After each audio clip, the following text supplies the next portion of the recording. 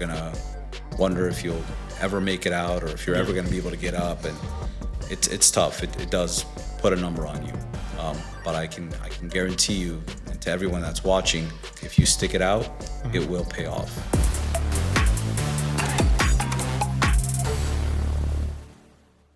Welcome to the 200% Life podcast. And as always, I'm your host, Jeremy Gomez. And don't forget to rate, subscribe, and comment.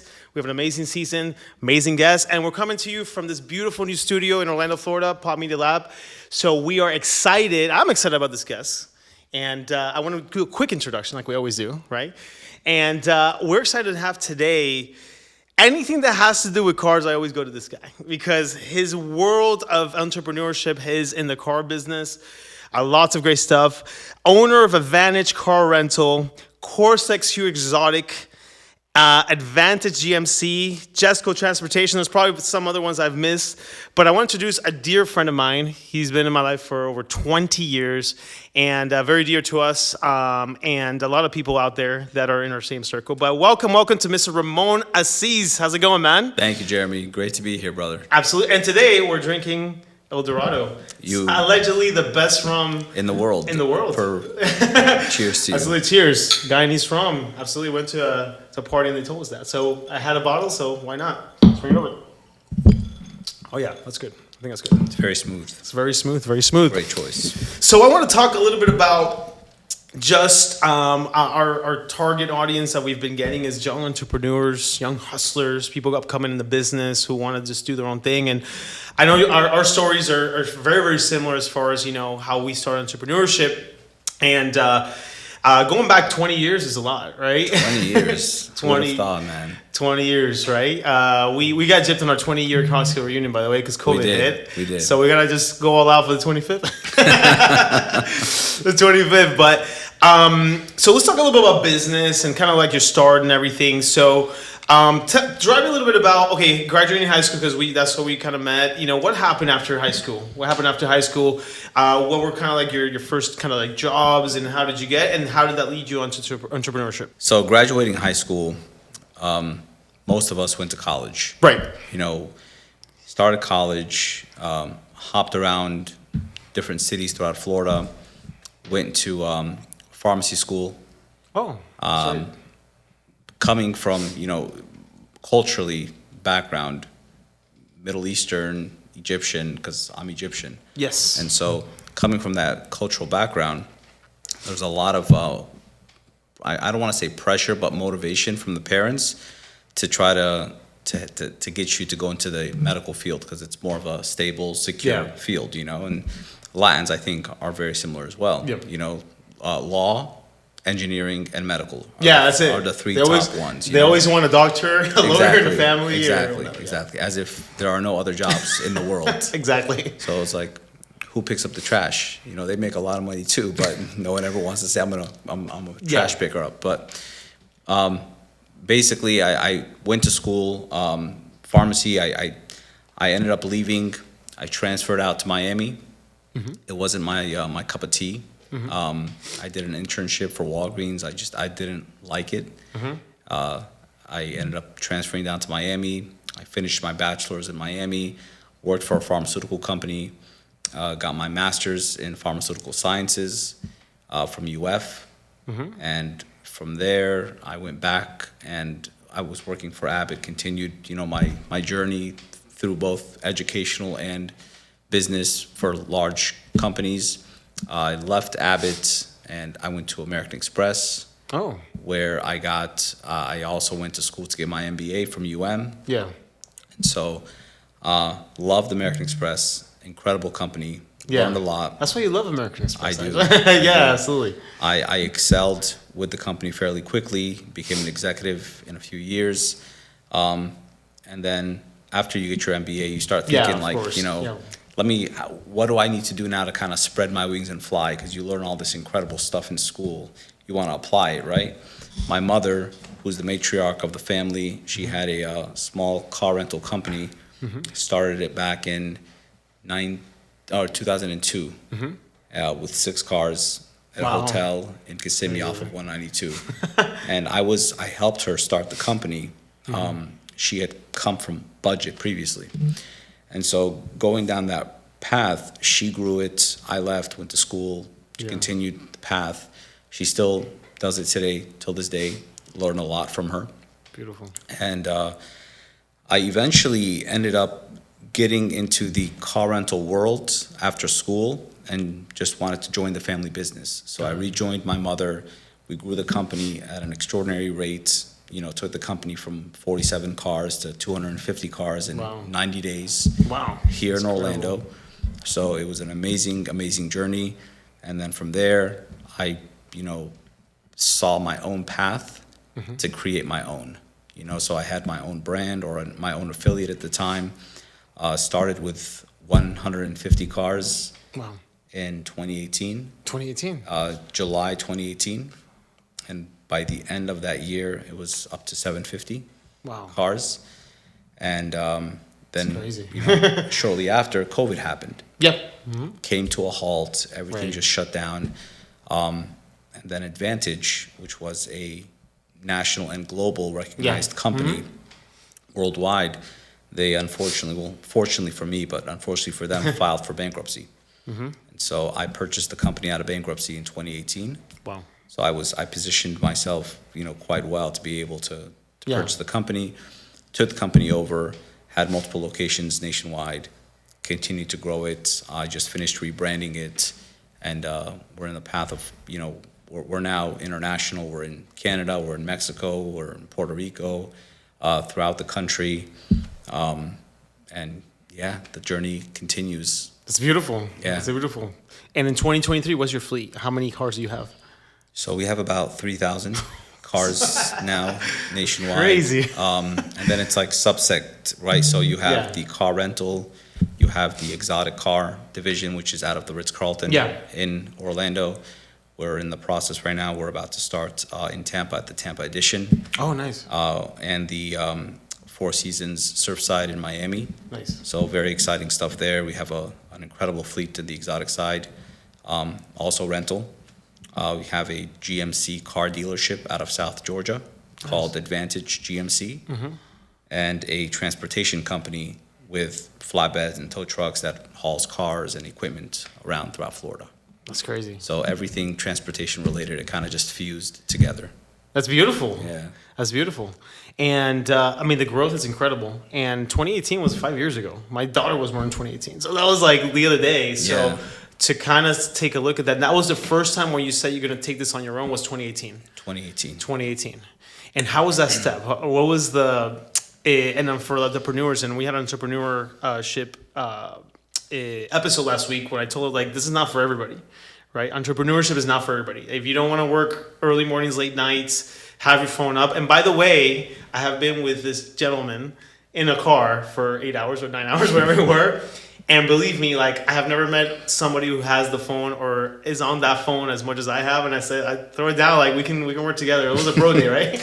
I remember that day. You remember that day, right? It was a crazy day. And we got so much done in productivity, but the way I identified was these phones never stop. Back-to-back calls, back-to-back emails, resolving 15 issues at one shot. And the people who are starting entrepreneurship, this is what we want to portray, that this is not an easy task, right? No, it's very challenging. It can be for many people, but I think it starts with believing in yourself and having a passion. You can't go after building a business because a friend or a colleague or a family member is successful at it. Yeah. You have to identify your own passion, and I think that's what really differentiates you, because you'll put your heart and soul into something, and when you're passionate about it, it's going to show. Yeah. Instead of just having a script and selling a product or a service. Correct. And getting paid to do so. Yeah. It's a completely different mindset. And if you don't love what you do, you're going to be miserable at it. Absolutely. And I know so many people that have a ton of money and are working somewhere or doing something and they just hate it. And that's really like a jail, in my opinion. You have to have, like you said, a passion for it. And I think you'll never work a day in your life. Yeah, it's going to be hard. Yeah, it's going to be crazy. But you got to be passionate what you do. Agreed. Yeah. I think it was Mark Twain that said that. You love what you do, you don't work a day in your life. Yeah, Mark Twain. Yep, absolutely. So it's a beautiful quote that I live by. Absolutely. In 2018, you jumped and did this. Obviously, successful at it. You grew it in a tremendous level. You started how many cars in 2018 did you have? 150. So then 3,000 today's date, 5 years later, which is insane. So you might you might have seen the video from Steve Harvey when he talks about I call it the jump video. It was like after one of his shows, and he was basically telling people, just jump. Just jump. Just jump. Just jump. Just take the leap of faith. Yeah. And eventually your wings are going to open and you're going to soar. Yeah. But don't think it's going to open right away. Yeah. That parachute is not going to open right away. You're gonna fall. You're gonna get rocks. You're gonna get scuffed up. Absolutely. You're gonna get beaten up, broken ribs, broken bones. It's gonna hurt. Yeah. But if you jump, eventually that parachute will open. Yeah. And you just have to wait it out. And Yeah. that's what I believe a lot of people fail to do is they don't stick it out. Yeah. Because they don't see the light at the end of the tunnel. Mm-hmm. They get fearful that, oh my God, this is my life forever. I have to throw in the towel. Yeah. I need a job. That security. Rich Dad Poor Dad is like an audio book that I listen to often. In my years, and it's true what he says. Oftentimes people want that security. They don't want to take that leap of faith and to pursue something that they're passionate about. Yeah. And sometimes even when you do it, if you're 1 foot in, 1 foot out, you might not achieve the goals that you're trying to get to because you're not fully dedicated into that project. Yeah. Which takes away from it. And so you start doubting yourself. Well, I'm not achieving my goals. I'm not achieving my dreams. Why? You're not invested. Yeah, not invested. And what is your take on being comfortable? Being comfortable, in my opinion, I think it's deadly to entrepreneurship. Being comfortable in a place where you just don't want to excel because I don't want to take that jump, like Steve Harvey says, because I'm just in a comfort level. And a lot of people who are thinking about entrepreneurship haven't done that particular move, in my opinion, because of comfort. They're comfortable position. I'm happy where I'm at. I've reached a plateau, but I just can't go any further. And you know what? I want to, but if I do, I'm gonna suffer here, maybe financially or whatever. What are your thoughts on that? There was a quote that my sister once told me that is ingrained in my mind now. Mm-hmm. She said, I guess she's wiser beyond her years. But and you're older or she's older? She's younger. She's younger, okay. Yeah, 7 years younger. Wow. And I remember she said to me once, she goes, get comfortable being uncomfortable. Yeah. And it's true. Yeah. Entrepreneurship is complete chaos and discomfort. It is. You have to learn to thrive within that world. Yeah. And it's not easy, but it's worth it. Oh, absolutely. It's worth it. It's eventually becomes like second nature. Yeah. It becomes fun. It becomes routine. It becomes, you start craving it. And if you have laxed days that are just easygoing and quiet and your phone isn't, blowing up, you actually start getting worried. Something is wrong. Right. Because you've become like somebody who thrives in chaos. And so it's part of it. You have to get comfortable being uncomfortable. It cannot be said any better. I think other people see kind of her, and that's why I can relate a lot to you, especially that day that we had a couple of months ago. And some people just sit with me and say, I'm getting so anxious just seeing your phone just blow up. My phone's not like that, and my email's not like that.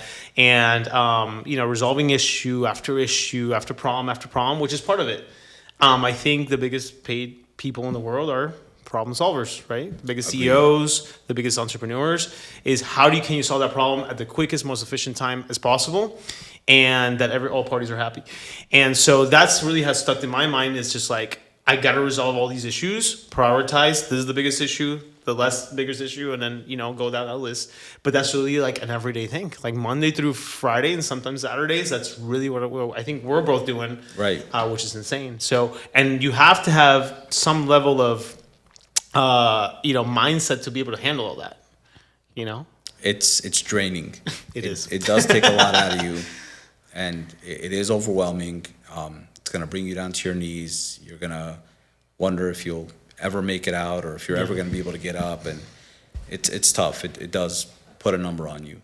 But I can guarantee you, and to everyone that's watching, if you stick it out, it will pay off in dividends. And you'll look back, and hindsight is always 20/20, right? Yeah. You'll look back and everything will make sense. Yeah. But during the course, during the process, you're gonna always doubt so. yourself. You're gonna doubt your decision. You're gonna get in fights with family. Oh, yeah. They're gonna get in fights with you.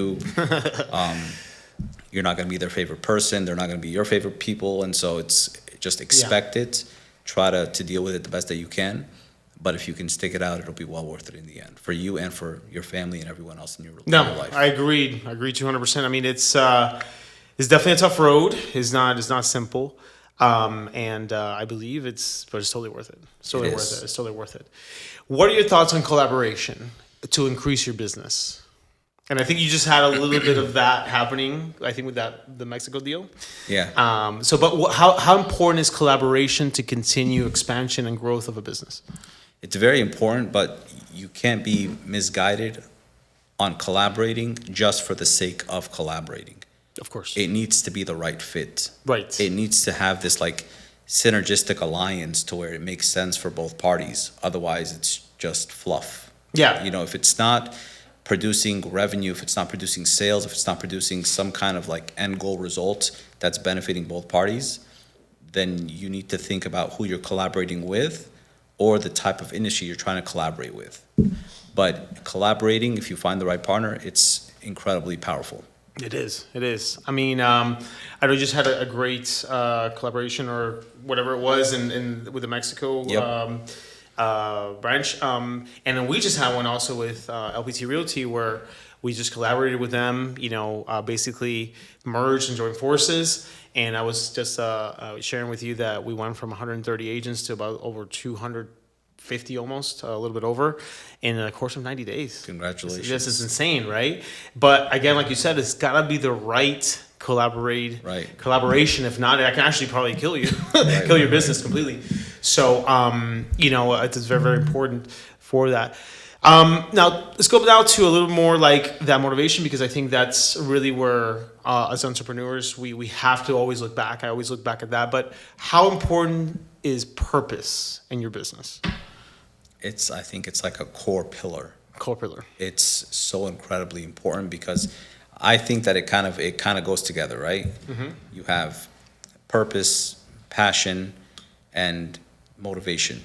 They all they're the driving forces to help you achieve what you're trying to go after, And it's very important to have purpose. If you don't have purpose, you're just spinning your wheels. Yeah, spinning your wheels endlessly and with no direction. I think. And as we're talking, both of our phones are blowing up, as you probably guys can see it up. But they can wait. We're recording a podcast. Mine is doing the same thing. But purpose, I think, is very, very important to every single entrepreneur. I said in my podcast, last podcast, not every chef should have a restaurant. Right. Not every hairdresser should have a salon. Because you have to have a purpose. Why are you doing what you're doing? And I think it's very, very important. What passion and what problem are you solving in the industry to make it happen? And there's no doubt that you have a passion for cars. Very much so. Very passion for cars. I mean, especially the exotic car rental company, Corsa. These are the cars that we grew up with. Oh, yeah. On our walls. We looked at them and dreamt of driving them one day and owning them one day. So to be able to have them and to also give back to people that love them just as much, to also take them out on an anniversary, a birthday, and celebrate a huge milestone in your life of what you've achieved for whatever is going on in your life. It's nice when you see people's smile on their face, man. Yeah. It makes them feel great on top of the world, and you're able to provide that to them. It's really powerful. When was that moment that you look back and said, shit, I made it? There were several. Okay. But the first time that it really hit me was when I chartered a private jet to go from Dubai to Cairo. Wow. Because the flights that were available would not have gotten me into Cairo in time. So I had left Egypt to go to a meeting in Rio or Sao Paulo in Brazil. Oh, wow. And I had to go back the next day. I literally went to Brazil for a meeting and I had to fly back. And I had to connect to Dubai or through Dubai. But Dubai, by the time I got to Dubai, I would have had to stay the night, and I had to be there back in Egypt that same night. So I had to charter a jet. that's when it really hit me. You're like, wow. Like, wow, I was able to chart. Oh, you don't even have to say it because you even know. Even the gas for those things are probably, more than some people's, annual income. You know what I mean? It was insane. It was insane. Not yet a regular thing, but I was able to. Which is beautiful. That's the main thing. Yeah, absolutely. And those are the type of moments that we live for. I always say, and money isn't everything. I think the love of money is really where it's a problem, but the tool of it or the actual acquiring of it, it's been great to know that what can that give to somebody else, in my opinion. Of like course. our families, our parents, the people that we grew up with, and we still keep in contact with some of our high school alumni, or you don't say colleagues, what do you say? Classmates. There you go. Classmates. There you go. And for me, just to be able to just give somebody hope that, hey, listen, you can still do what you want in your life, even if you haven't made it at this time, and to see others that have succeeded in different aspects of life is very, very to me fulfilling. But I think that for those entrepreneurs out there that are looking into entrepreneurship, it's not the money. The money's always going to come. Money will always come. Money will always come. Right? Money will always come as long as you're doing something you're passionate about, that you love. Correct. And you put your all into it. The money will come. Maybe not immediate. Maybe immediate. So it just depends on what you're selling or what you're doing. Yeah. But eventually it will come. No, it will. No, absolutely. And talking about the people that how many employees do you have? Maybe about 100. Wow, 100. I got between agents and stuff like that, over 200 now too. How important is the people that are part of your team to, what is the quality, what is the things that you must pour into them to have, obviously your support and also have the company, like a successful company? So they look up to you as their leader. I always use the word leader because I'm not a fan of the word manager. Right. Manager is somebody that sits on his chair and points and tells their associates, go do this, go do that. Yeah.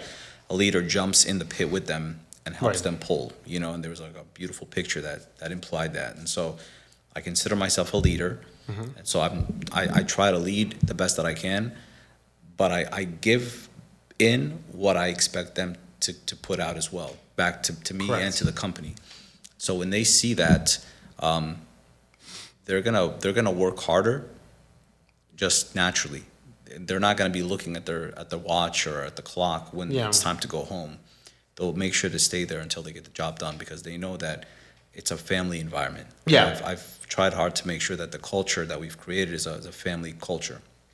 So, when you're there with family, it has a lot more meaning. So being able to successfully deploy that, I see the results from the team being that much stronger because of that family culture dynamic that we've created. And I've been with you with some of your team members, and I feel that. Like I went to a couple of your offices, and we met with some of your people, in a social environment, and I think it's great. And that's a lot of things that atmospheres that a lot of companies are missing. Yeah. And that's why people leave, and that's why people mind their seasons for a lot of people. But I think I've admired that because I've talked to some of your team members and I've seen it, and I've seen like they totally adore you. Like basically they're like, yeah, Remon is Remon. And some of them, the team member that's been the longest with you, how long has it been? Oh man, 12 years. Wow, so that's huge. That means they're staying because of a reason, right? Long time. Yeah. And that is key. And I think to a lot of entrepreneurs, especially to people that are listening to this, get your team members involved like family. Engaged. Do events. One thing that I think was really like a hit was, Donut Wednesdays. Oh, I love it. Every Wednesday, bring a box of donuts. Yeah. Or Waffle Wednesdays. Like, it's just different things. To it doesn't have to be food, but it's something fun. It keeps it airy and like light and fun within the workforce. I think it goes a long way. Yeah, we're food and drinks. We always eating here. I mean, my producer here behind the scenes knows that, every once a week at least we bring him lunch. And then we have social outings. We have kickoffs. We did a party bus one time.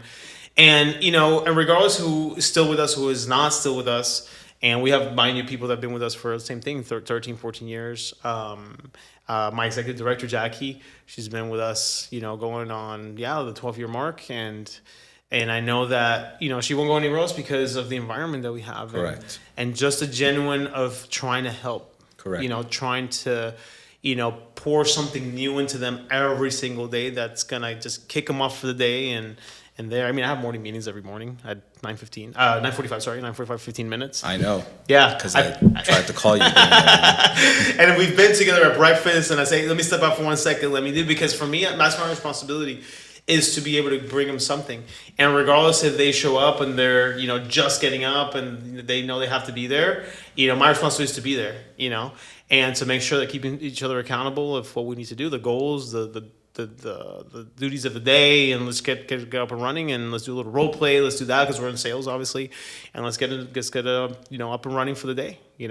It's fun to keep it exciting and fresh and new. Yeah. When you get that monotony, it gets you burn out quick. Oh yeah, burn out quick. Yeah, you gotta keep it different, keep it exciting. Yeah, no, it's beautiful. So, what is next for Remon Aziz? Let's say the next 12 months. Expansion projects. What do you got going on? Expanding projects, growing throughout the U.S., growing through Central and South America with Advantage, pursuing more dealerships, increasing the transportation division on a nationwide scale, probably starting with like the Eastern Hemisphere. Yeah. And just no limitations. No limitations? No limitation, no ceiling. Just keep going as high and as far as you can go. How important is diversify yourself in business? Because you have a ton of businesses. So do we. We've been doing this for a long time, and people always ask us how do you find the time to do all this stuff? But how important it is to diversify yourself and not to just put it all into one basket. So I found that the businesses that I have all are working together. Yeah. Right. So they all help each other. Yeah. But the key to the success of each one individually is the team. Yeah. You have to have the right team to oversee every division. Yeah, absolutely. You can't do it all. Yeah. It's impossible. I can't do it all. No. You can't do it all. No, absolutely not. You're only as strong as your team. Yeah. If you have the right team, you will go far. Yeah. If you cultivate the right team, you will go far because of them. And always give praise and appreciation to them because they are the ones that are responsible for helping you to get to where you go. Absolutely. So never forget that. No, absolutely. And I, the people that I have, they know what it is, but I typically have 4 or 5 assistants. I mean, I got in each different place. And it's funny because just like you're saying, you have different, companies, so do we within. And although, each of them know what department or division they're responsible for, but I find it super cool. I don't know if you do this on your companies, but we usually have get-togethers of all the different departments, and some of them they haven't seen each other. They know one is on this side, one is the other side of the office, but they rarely see each other and then just come together. I think it's super cool because they know that they're supporting me and supporting Gia, as leaders and business owners, but they all have different roles, right? So, and that's where the family culture thing comes in. Absolutely. Do you do that the same thing? Do you get them all together once? Very much. Oh yeah, I love it. We do, lunches at the office. We'll do it at a park. Yeah. We'll find a nice restaurant. We'll get a vote of different cuisines, and we'll try different cuisines together. Keep it exciting. Keep it fun. Very important. It's very, very important. Yeah. Absolutely. I love that. And just some final words. I mean, I think we've covered a lot. And in your case, I think, a lot of car fans are going to be watching this episode. What's your pride and joy car that you currently have in your fleet or wherever? in your garage? I don't know. The Ferrari 488 Spider, the blue Ferrari 488 Spider. Is that what you brought here? It has my heart. No, but it's a different one. What I brought here is actually a truck. I never thought I would love a truck so much. I just got this a week ago. Yeah, I remember seeing the picture. The GMC Sierra Denali Ultimate. Wow. Man, that is such an incredible truck. I love it. I love that thing. I love it. But I'm a car lover all over. You know, I just never thought I'd love a truck so much. But the Ferrari is the truck, and not the Ferrari. The Ferrari and the Lamborghini, the Lamborghini Huracan, the Evo. The Evo. Yeah, I'm a Lamborghini lover. I love it. Between Ferrari and Lamborghini, I always go to Lamborghini. And I think the Ferrari and the Lamborghini was our party. They were. Those are the two. So those are your partners who got it. Yeah. I love it. I love it. I sat in both of them, by the way. I read them up. George told me just make sure they're a little they're running a little bit, and then you can rip them up. Absolutely. It's always been the passion project. The passion project, Yeah. exotic cars, and like you said, this is stuff that we talked about as kids. You know, and see them on our walls and just dream about, owning one day. Right. So it's crazy. You Yeah. know what I mean? I know you're my plug-in for exotic cars, I know. I love it. But, that comes a long way. I mean, just kind of looking back and saying, this is what we talked about when we were Right. when we were young, and, who knew that we can, own the price of a house and a car, and it's crazy. I remember a thought that I had driving through Hunter's Creek, Yeah. where we grew up. Yes. I was in an Aventador, Yeah. listening to "If I Rule the World" by Nas, which is like the song that we grew up loving in high school. Yep. And I'm like, I'm in my favorite car, driving in my neighborhood, In our neighborhood, yeah. listening to like my favorite song Yeah. that I grew up to. Like that was like a surreal moment. No, it is. I mean, those are some of the moments that I think we've similarly had because, everybody knows, struggles and stuff that we went. I mean, we were in the housing industry, and obviously we had a crash in 2008, and just coming back from it was insane. Right. You know what I mean? But same thing, driving into a place where, you saw it develop over 20, 25 years and saying, wow, like I remember this. And I grew up in South Chase. You're Hunters Creek, right? I was a South Chase kid. My parents, and whoever doesn't know what it is, it's a suburb there or area there in the South Orlando area. And we're Cypress Creek High School, actually. Right. Go Bears, let's go. But and it's crazy, guys, just to drive to those old shopping centers Right. and the little movie theater there in South Right. Chase, and say I used to walk there. My first job was the bagger at that Publix. Oh, at the Publix. Yeah, so whenever I go back, it's like a surreal moment. Like I used to bag groceries here, so it's. And it's I pretty had my cool. first cell phone store in that Publix. Really? I was the first. If you look at the Publix straight up, the store right to the left. That was. I don't know what it is now. I think it's a Colombian clothing store now. But but I have my first one. But to be able to know that this is where we came from. Yeah. And just like my wife said the other day, it's like you in order to know where you're going, you know where you came from, and to be able to see just all those streets and neighborhoods where you grew up, and it's insane. It you know? is. I haven't It been back is. to Cypress Creek. I'll tell you in over 10, 15 years probably. I haven't seen it just after high school.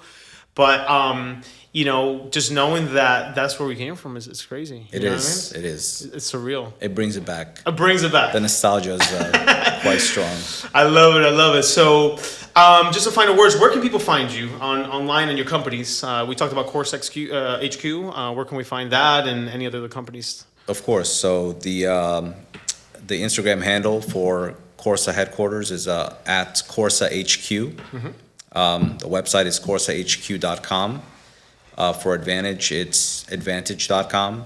For the dealership, it's advantagegmc.com.